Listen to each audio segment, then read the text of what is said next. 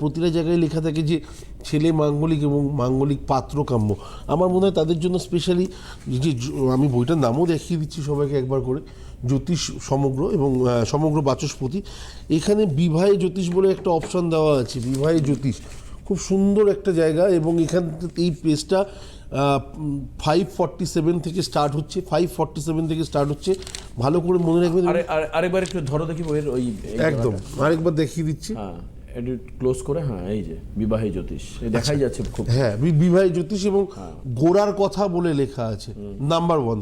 Number 2, এখান থেকে ঠিক 580 নাম্বার পেজে যখন আপনি যাবেন, স্টেপ বাই স্টেপ, মানে এগুলো কি আমার কথা লেখা বা আমার বই তো লেখা নয় যে আমি আপনাদেরকে দেখাচ্ছি, এটা স্পেশালি সেই সব বিচক্ষণ ব্যক্তিরা লিখেছেন, তাদের শাস্ত্রকারেরাই লিখেছেন। 580 নাম্বার পেজ থেকে 584 নাম্বার পেজ অবধি পড়বেন, সমগ্র আইডিয়াটা বিবাহিত জীবনে জ্যোতিষের ভূমিকা বা জটক বিচারের গুরুত্ব, এই যে